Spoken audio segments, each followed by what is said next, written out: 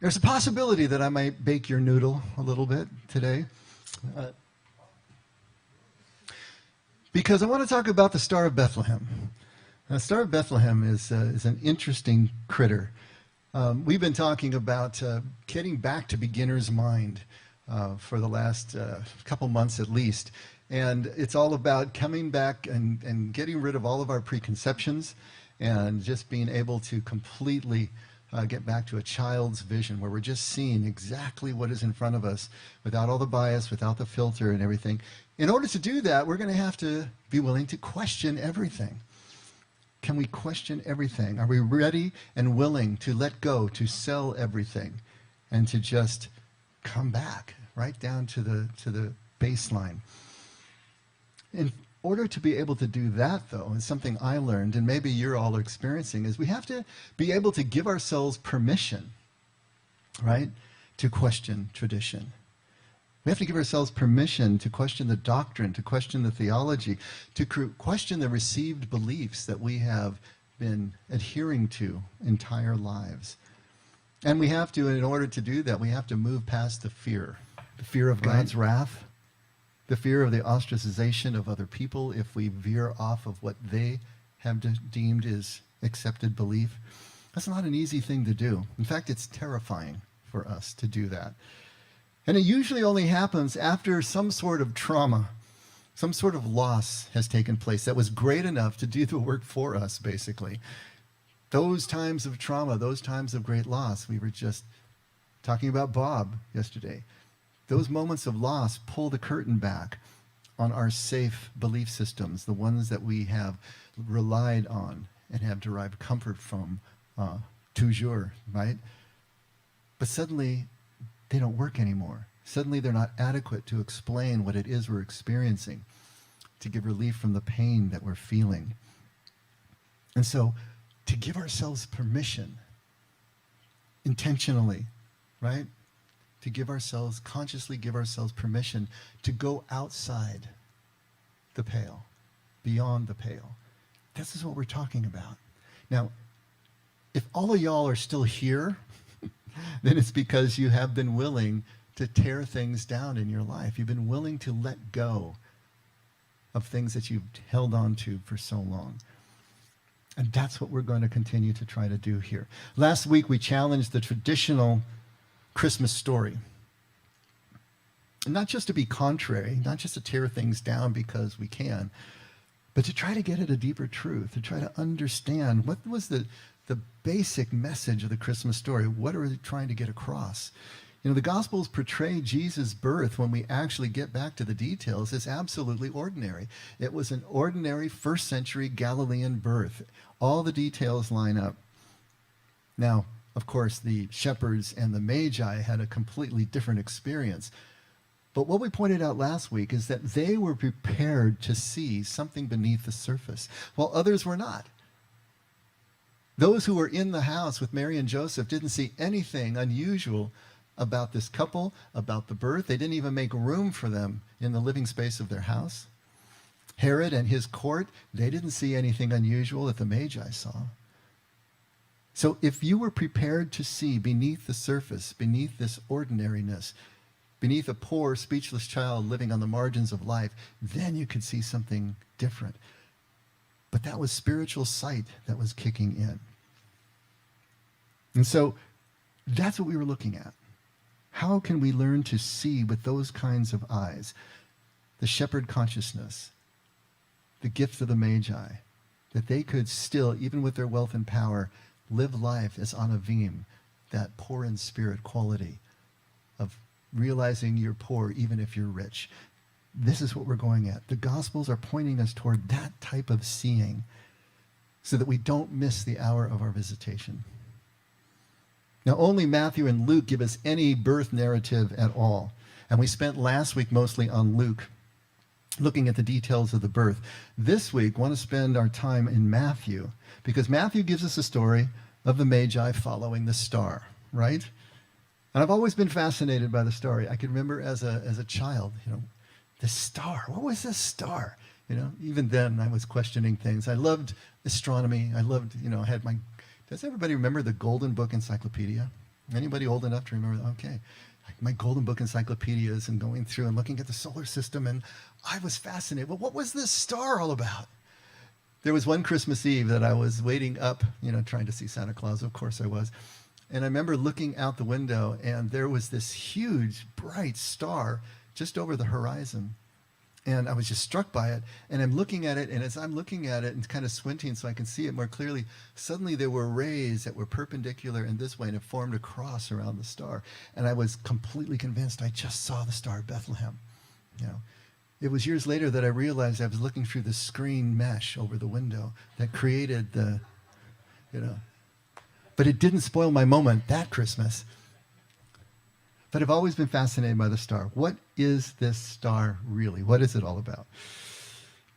If we're going to have any chance of understanding what the star can mean and the purpose behind it, we're going to need to act like forensic detectives, sifting through the evidence. So let's take a look at Matthew 2 and see what we've got to work with here in the actual text of the gospel. So Matthew 2, starting at verse 1. Now, after Jesus was born in Bethlehem of Judea in the days of Herod the king, magi from the east arrived in Jerusalem, saying, "Where is he who has been born King of the Jews? For we saw his star in the east and have come to worship him." When Herod the king heard this, he was troubled, and all Jerusalem with him. Gathering together all the chief priests and scribes of the people, he inquired of them where the Messiah was to be born. And they said to him, "In Bethlehem of Judea, for this is what has been written by the prophet. And you, Bethlehem, land of Judah, are by no means least among the leaders of Judah. For out of you shall come forth a ruler who will shepherd my people Israel." Then Herod secretly called the Magi and determined from them the exact time the star appeared. And he sent them to Bethlehem and said, "Go and search carefully for the child. And when you have found him, report to me, so that I too may come and worship him." After hearing the king, they went their way. And the star, which they had seen in the east, went on before them until it came and stood over the place where the child was. When they saw the star, they rejoiced exceedingly with great joy. After coming into the house, they saw the child with Mary his mother, and they fell to the ground and worshipped him. Then opening their treasures, they presented to him gifts of gold, frankincense, and myrrh. And having been warned by God in a dream not to return to Herod, the Magi left for their own country by another way. Yeah, beware of kings when you tell them a new king has been born, right? So these are the clues. This is all we have to work with. This is the entire birth narrative in Matthew. This is all there is. So what are we going to do with that? What do we have to work with to try to understand this star? First of all, Jesus is born in the days of Herod. Now, what day? We'd like to know what day was Jesus born, wouldn't we? And we have no clue here. No day is given. Just in the days of Herod. Now, there are two basic schools of thought on this because everyone is very, very convinced that Jesus was not born on December 25th. That just doesn't comport with anything. There are two different schools of thought. One is that he was born in the spring, maybe March, maybe April. And the reason for that is just the little clue given in Luke about the shepherds. Because on the night that Jesus was born, the shepherds were watching their flocks by night. All right? Shepherds didn't, in that first century Judean and Galilean context, watch their flocks by night during the cold winter months. They would corral them in the cold winter months. In fact, the lambing season was in the spring, and they were definitely then in the fields, and they watched over them night while the lambs were small. And all the way through the summer, but it would have been no later than September. By then it would have been gotten cold enough that they would have pulled all the flocks in at night and corralled them in pens. So for them to be out and watching their flocks by night, that gives us probably a summer, or spring, possibly summer time for Jesus' birth, but definitely not the dead of winter on 12/25. Now, the other school of thought is a lot more complicated, and I'm not going to go into it in any sort of detail, but it is postulating that Jesus was born in the fall, probably September. And the reason that they think this is if you go back into the backstory in Luke, you have Zechariah and Elizabeth, who eventually become the father of John the Baptist. And Zechariah gets a vision at a very specific course of his priestly duties that can be dated. You can know what time of year he was in the temple doing that specific course, because the course is named. And then you just start to do the chronology from there. It's when he's done with his course, he comes home, Elizabeth conceives, and it's miraculous because she's really too old and was barren and all this sort of thing. And we know that Jesus was 6 months younger than John. Mary conceives in the 6th month of Elizabeth's pregnancy. So kind of moving all that stuff forward, it looks like John would have been born in June, and Jesus was born in September. Okay? It comports with the flocks by night thing as well. So spring, fall, maybe April, maybe September. How can we know for sure? Well, obviously we can't. But what we do know is that it wasn't 1225. Now, how did that happen? 1225, December 25th, was adopted in about the 4th century by the church. And this was after the church had merged with the Roman Empire and become the state religion of Rome. And so now you had a clash of cultures. You had two cultures that had to be brought together. And how do you do that? Even though that Christmas was placed on December 25th, that wasn't widely celebrated within the church until the 6th century. And as far as the 9th century, in terms of wide liturgical acceptance. Why 1225, though? Well, the winter solstice is December 21st. That's coming up here next week. Now, what's a solstice? It literally means sun stands in Latin. But as the days get shorter and shorter as we move from the equinox to the winter solstice, there's a point right at the solstice where the sun stops, and then the days start getting longer again as we move to the spring equinox. So that moment where the sun stops is called the solstice. The days are lengthening, the sun is lower in the sky, it stops its downward trajectory and then comes back up the other side. That's a big deal. That was a big deal to the ancient people. If you think about it, how frightening it would have been, not understanding any sort of science, to see your days waning and it getting colder and colder. Is the sun ever coming back, or is the earth just going to burn out? And to have the sun turn around and come back again, that was a huge point of celebration for the people. So much so that in Rome, they had a festival called Saturnalia. That was to honor the god Saturn, who is the god of agriculture, the god of the harvest, the god of seed sowing.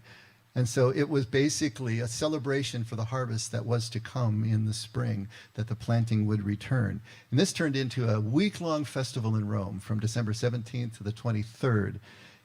And it was characterized by giving gifts, making merry, and decorating houses and trees. Sound familiar? None of this was going on in the Christian tradition. This was all in the Roman tradition. Aurelian, the Roman Empire, in 274 CE, established December 25th as the Dies Natalis Solis Invicti, which literally means the birthday of the invincible sun. So 1225 was the official Roman feast day for celebrating the sun god's return. And Christmas was simply overlaid on both of those holidays. And the idea being that Jesus was the light coming into the world. And so that kind of overlaying on the sun god made sense. But most importantly, the celebration was already happening. The people were already used to it. Now we're just going to change the faces. It was no longer Saturn. It was now Jesus. But that's how 1225 got established, even though scholars are sure it had to have been in the spring or possibly the fall. Now, what year? Well, we have no idea what year. There's nothing in the Gospels, and all we have to go on is the Gospels. But in the 6th century, in 525, Pope John I commissioned a monk by the name of Dionysius Exiguus. It literally means Dennis the Little. He was a short guy. And he asked him to do new Easter calculation tables. Easter is really complicated. Easter is always on a different Sunday all the time. You know what Easter, how you calculate Easter? Easter is the first Sunday after the first full moon after the spring equinox. So it's, they were on lunar calendars back in Hebrew days. But yeah, so it's always moving because, the sun, when it's the first full moon after the spring equinox on March 21st. So the tables were not working anymore with the calendars that they had. And so Dennis the Little was supposed to do new Easter calendars that would be accurate.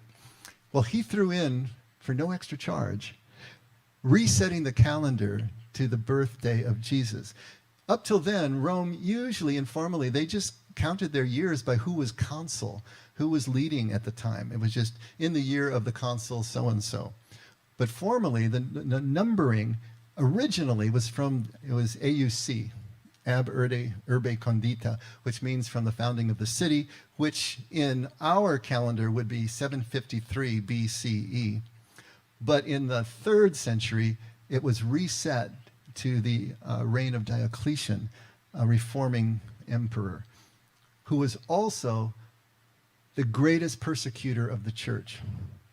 He was the one who instituted the last and longest and most deadly persecution the church had seen. And yet, the numbering of the years in the Roman Empire were starting with his reign, and Dennis the Little thought that was unacceptable. So he calculated where Jesus was born and reset it to 0. Now, it took about 900 years before the rest of the church was actually using what became Anno Domini, the year of our Lord. But at least he gave it a go. But he was wrong.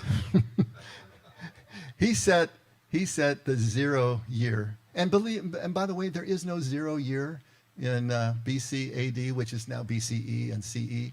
There's no 0 year. It just goes from year 1 BCE to year 1 CE or AD. Except for the astronomical calendar has a 0 year. They put a 0 in so that the leap years would land on even 4 factors of 4. You know, it's just all this crazy stuff, right? So he set it to 753 AUC, which is what we have as our 0 year, or year 1, I should say. But we know that he was born in the days of Herod, and Herod died in 4 BCE, so he was at least 4 years off in where Jesus was born. And so, what year is it? We don't know, but we know that Jesus had to have been born between 5 and 7 BCE. To be able to have been born in the days of Herod. Now, that's an important little tidbit to hold in the back of your mind, because it's important to the star's eventual identity. Now, the next thing that we have is that magi from the east, magos in Greek. Who were these magos? Who were these magi? Well, they were astronomers, but they were also astrologers, philosophers and advisors to the king, basically wise men from the east. Now, this meant that they were in what is today Iran, the Persian Empire, possibly the Parthian Empire, which is in the northeast of what is now Iran. If they were Gentiles, they were Zoroastrians, which is the religion, the traditional religion of Iran, today's Iran, Persia. But there's a possibility that they were Jewish descendants of the original Jews who were exiled to Babylon when Babylon conquered the southern kingdom. And that makes a heck of a lot more sense to me. That they were Jews, they were following their tradition for centuries, looking for their king in the stars. Now, we need to make a quick note about astrology here, because for any of you coming from evangelical backgrounds, that's a 4-letter word, right? That is verboten, that's a cult, that's this, and that's that. When we talk about astrology biblically, and yes, there is astrology in the Bible biblically, the ancient world saw astronomy and astrology as basically the same thing. Now, the Greeks later on introduced the horoscope, which means the hour, to see the hour, and that meant the hour of the birth. And the horoscopes then took the stars to relate directly to individual people and, you know, their personalities and things that would happen to them. That was not the original intent of astrology. Astrology always dealt in the macro. They believed as above, so below, that the lights in the heavens, which Genesis says were given as signs and seasons for mankind, would mirror the large movements of nations and peoples and kings and so on and so forth. And so they saw in the stars a mirror image and could know then something that was happening, but only in the large areas. The Bible calls the zodiac the Mazzaroth, and the imagery is there. It's not that we need to believe superstitiously in anything about the zodiac, but we do need to acknowledge that in the Bible, it's a kind of an additional meaning system. a way of understanding these movements, a way of being able to set up imagery that allows us to understand the movements of time and the movements of nations. And that's the extent of it, if we can just understand that. But the imagery is there, and if we're going to understand what the Bible is saying in some of its areas, we need to bring in this knowledge of astrology and what it meant to the people of that time. So the star is in the east when they see it. But you need to understand another thing, that all lights in the heavens, in the night sky, were called stars except the sun and the moon. All right? So whether it was stars or planets, comets, meteors, all were called stars. And there was a distinction made between the fixed stars and what they called wanderers. And in Greek, that word is planetes, which is where we get the word planet. Now, what are the wandering stars and the fixed stars? Well, the stars that we see in the sky, they are so far away. They're moving. Everything is moving in the universe. It's an expanding universe. But they're so far away that they look like they never move. For thousands of years, the constellations have been basically the same. If you run the clock forward, eventually all our constellations are going to get pulled apart, kind of like an image on silly putty. Did you guys ever do that? It's going to look like that. But right now, they look fixed. They don't move. But then there's other lights that are moving, and those are the planets and comets and meteors and so on and so forth.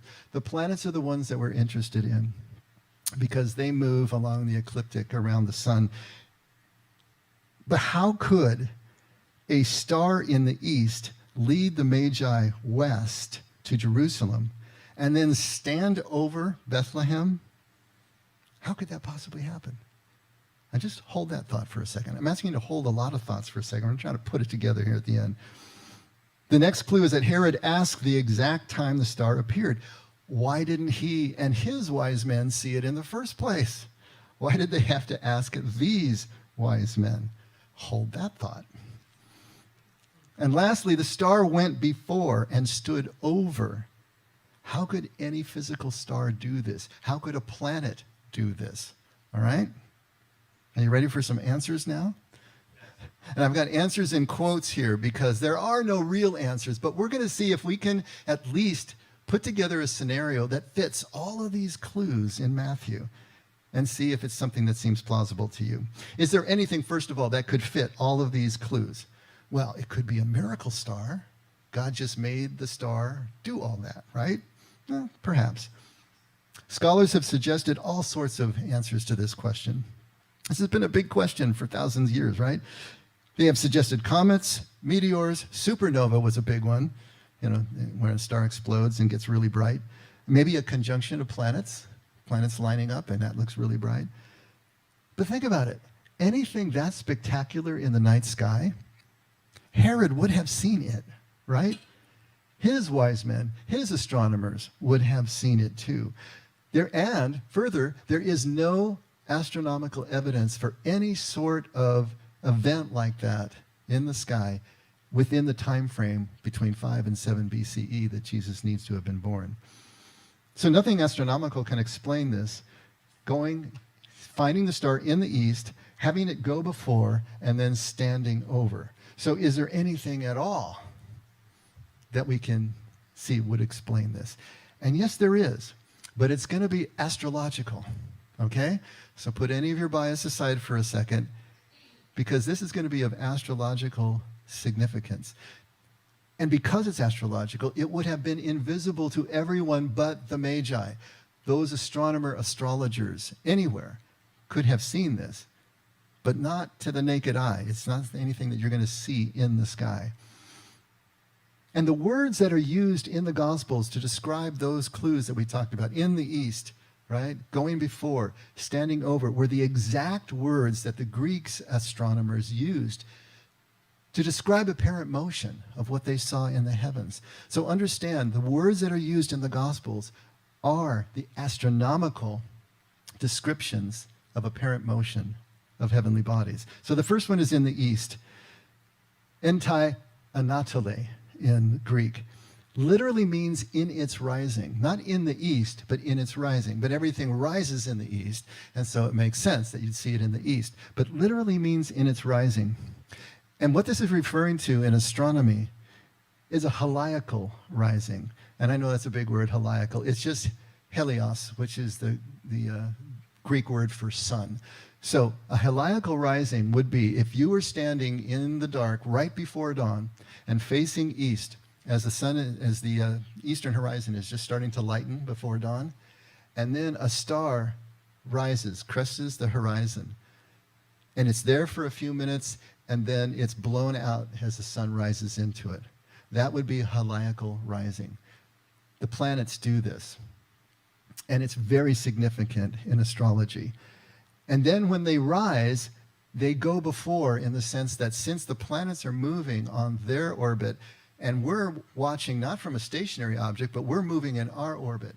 And so because of the relative motion of us on this planet and that planet as it rises above the horizon, it's either moving east or it could be moving west, but it's going before in one direction or another. Okay, so that's what they're observing.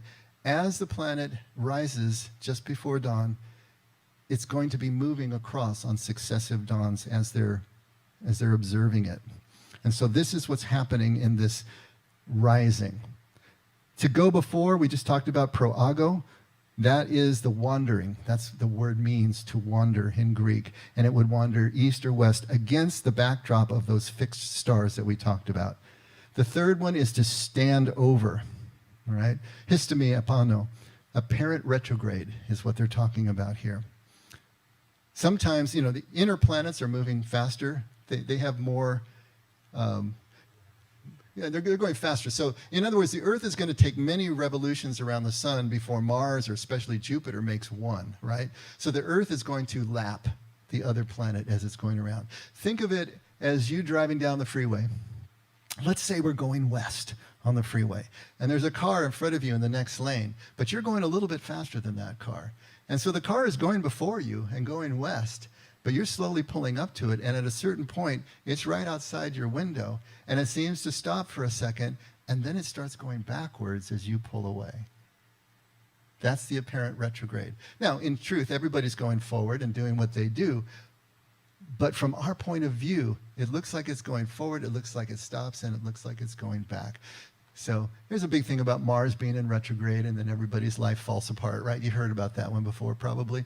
But the idea here is to stand over is this description of apparent retrograde. Now, is there an astrological event that we can point to that accounts for all of Matthew's clues? And if so, how could we even know? How are we going to know what happened 2,000 years ago, right? Well, it turns out that the universe and the solar system are like giant clocks. They're very precise. And you can input all this data into a computer. God bless computers, right?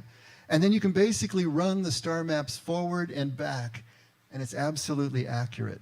We can know what the stars are going to look like and what's going to happen 10 years from now, 1,000 years from now, and we can go backward and know what happened 2,000 years ago because we can just run these computer models back and forth.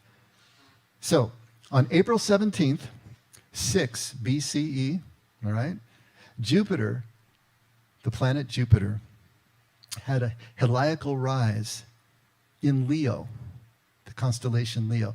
Now, about the signs of the zodiac. There's 12 constellations that are right on the ecliptic. And so what happens is Jupiter was the king of gods. So you got Jupiter, it symbolizes as a king, rising before the sun into Leo, which is also a king, the lion, but also the symbol of Judah. Heard of the lion of the tribe of Judah? Judah was symbolized by a lion in Jewish tradition. And then it goes before. In other words, it's moving west in its apparent motion, wandering west. And then it's occulted by the moon in Aries. That means the moon passed over it. In Aries, which is another constellation, that was a symbol of Israel itself. Aries the ram. And then it continued west.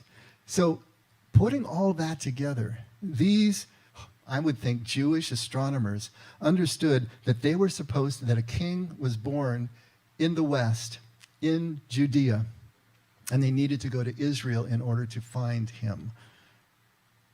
That was their clue. That's what they did. And so they go to Jerusalem. Now understand, they didn't know where to go from there. In fact, they didn't even know to go to Jerusalem. All they knew was to go to Israel. Go to Judah within Israel. And so where are you going to go? Well, go to the capital. Go to the king. Talk to the source. Find out what you need to know. It's Herod who directs them to Bethlehem. And so they go to Bethlehem. But what happens on December 19th? Jupiter went retrograde on December 19th. That means when they got to Bethlehem, Jupiter stopped, stood over, and then, of course, started to move east from there. On December 19th, if Jesus was born in the spring, he would have been about 8 months old. Is Sharon still here? That little grandbaby of hers is 9 months old. So Jesus would have been about that age by the time that they got there. And that would make his birthday April 17th, 6 BCE. Is that true? We don't know. Is that, more importantly, is that what Matthew was trying to get across to us? Now, we can't know that, but it's the only natural explanation that fits all the clues. And it would have only have been significant to the magi, to the astronomers, and possibly only to those who were of Jewish descent, because they were the ones who had spent centuries looking for clues among the stars, because they were longing for the king who would bring them back, who would fulfill all the promises that prophetically were uttered in the Old Testament and bring them back into sovereignty again. There was this longing, this looking for the king, looking for the prophet. Why would they search for centuries otherwise?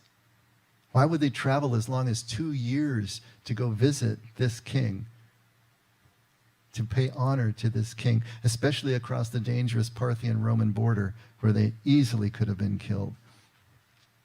You see, Christmas is the story of the improbable. And it can be the story of the nearly impossible, but it's certainly the story of the unexpected.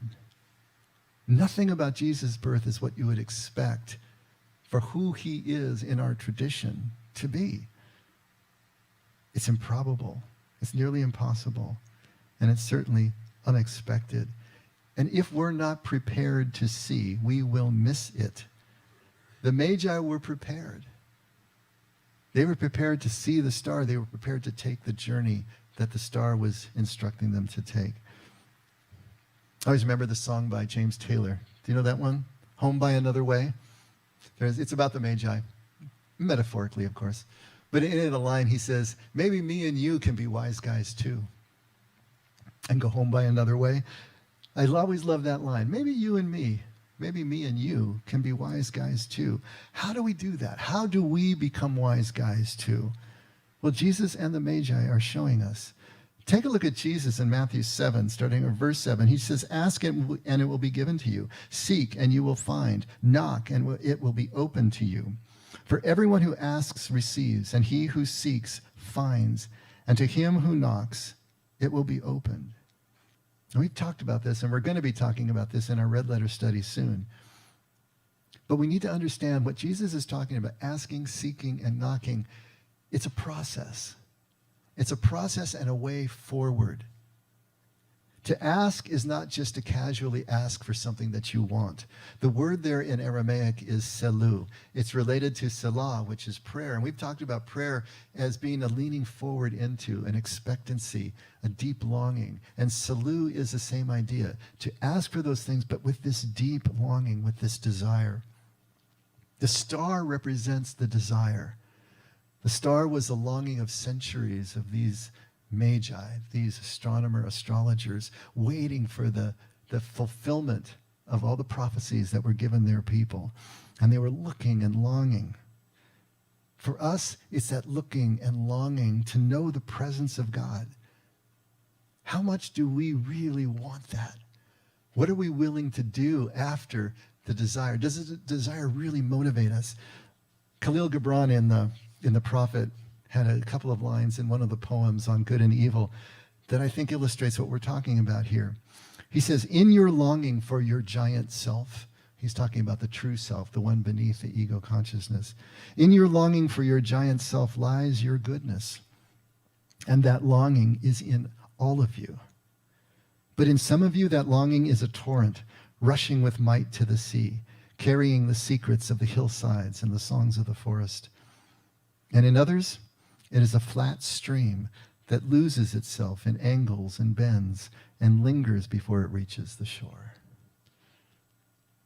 So what is the temperature of your desire?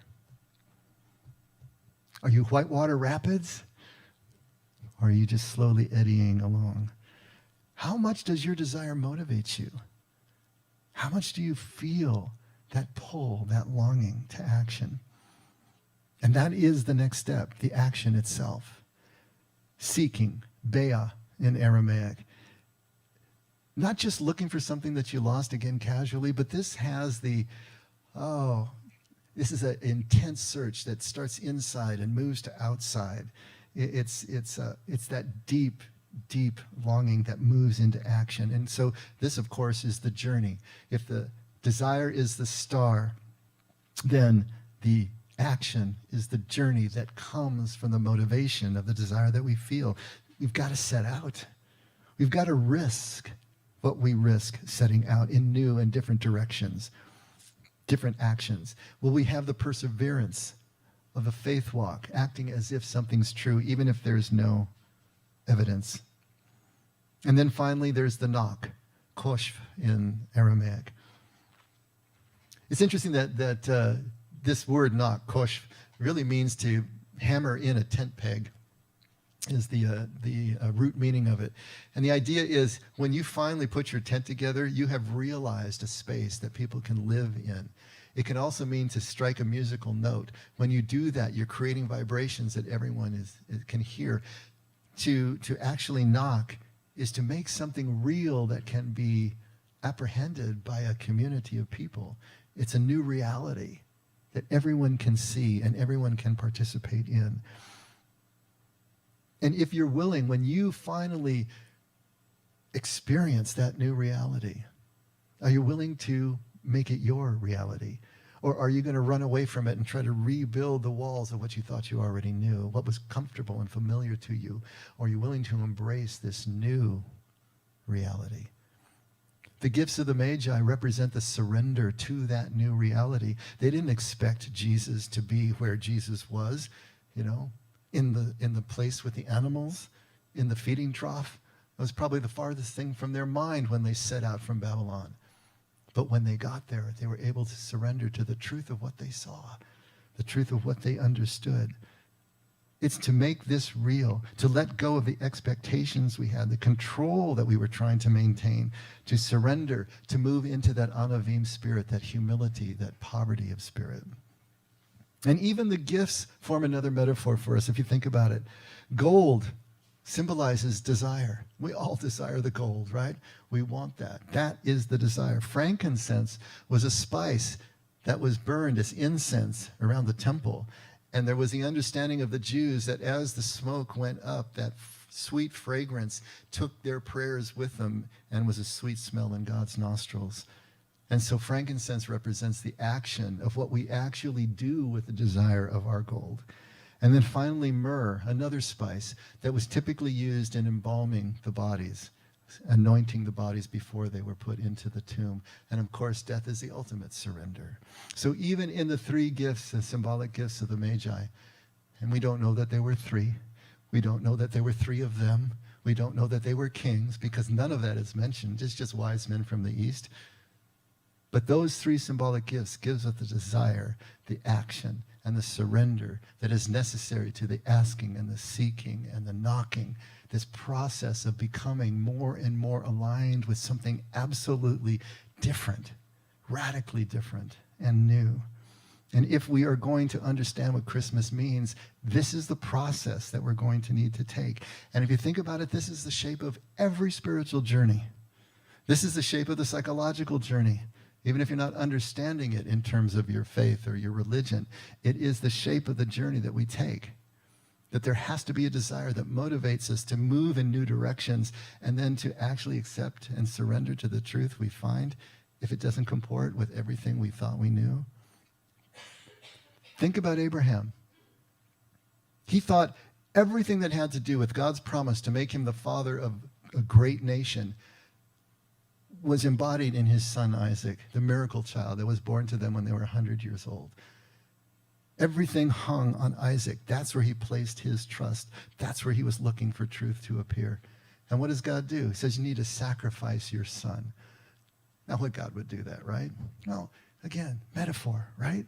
He wasn't asking him to kill his son. He was asking him to kill his expectancy that everything was going to be delivered physically through his son. That wasn't it.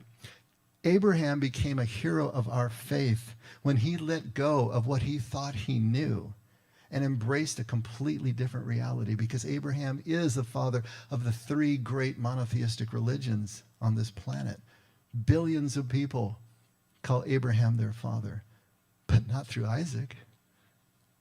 Moses thought that everything was centered on the promised land, spent 40 years trying to bring his people into the promised land. But on the top of Mount Nebo, inside of the land, he dies there because it wasn't about the land itself. The land didn't make the nation. And the people had to stop looking at Moses for the deliverance and look at God directly if they were ever going to be the nation that God intended. Moses had to let go of the promised land. Solomon thought it was all about wisdom, spends his whole life acquiring it, and yet at the end of his life in Ecclesiastes, he says it's not about wisdom either. The wise man and the fool die alike. It's got to be about something else, and he understood it was about presence. It was about just eating and drinking and doing your work and loving your wife and just loving your life. That was it. Not all these other things that he had required. And of course, the apostles, clinging to Jesus as a man, as a friend, but also as their expectation of Messiah. What he was going to do as a warrior king to bring Israel back into prominence as a sovereign nation, kick out the Romans, and of course seat them alongside him in power. And Jesus had to die in order for them to experience this new reality that they finally surrendered to in the resurrection. They understood that Jesus still lived, but not in the way that they thought. This is the shape of the journey. And now you have the magi looking for the spectacular king that they expected and confronted with this poor, speechless child on the margins of life. And yet they were able to surrender to that and understand. He was their king, but in a way they never expected. They were heroes of faith. They are heroes of our faith.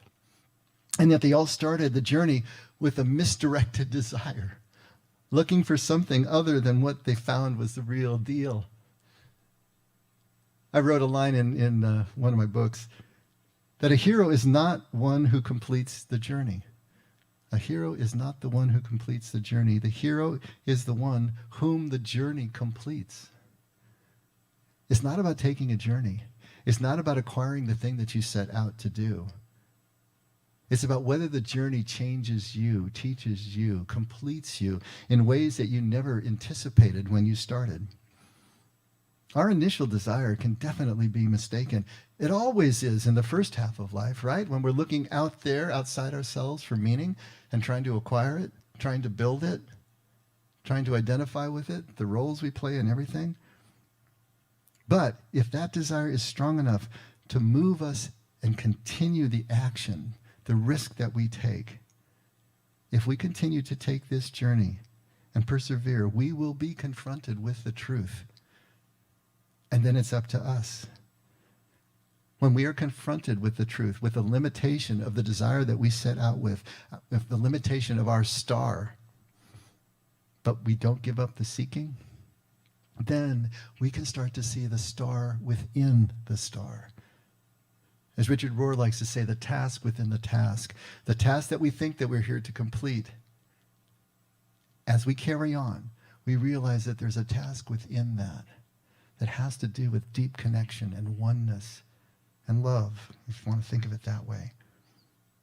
If we persevere, we will see that deeper truth within the task. And if we're ready and willing to submit and surrender to it, to absolutely let go of the certainty that we're craving, then we will be able to see the king and the prophet in a poor, speechless child. We will literally be able to see Emmanuel, God with us, in all the forms that God is with us in our lives. And when that happens, it becomes absolutely true. Me and you can be wise guys too. Let's pray. Father, this is what we say we want. This is why we're here. This is why our actions have been moving in the direction that they have been. That we desire to know you more. We desire to know how we live in relationship with you and with each other in this life. Stoke our desire hotter. Take our desire deeper into motivation that will move us in directions that we may not have contemplated yet. Move us in directions that seem too scary right now. Help us to leave no stone unturned in our journey by keeping the desire to know you more and more hot in our hearts. We want you, Lord. We want you this Christmas. We want to know how this Christmas can change the way that we see our relationship with you. So help us to keep that desire moving and overcome the risk that we perceive. And when we do come across something that our hearts know is true, but our minds won't yet accept, that we will go with our hearts and surrender to this new truth and find ways to accommodate that instead of the other way around. Thank you for always guiding us and being constant in your care for us, Lord. Never let us forget we can only love because you loved us first. In Jesus' name, amen. Let's all stand.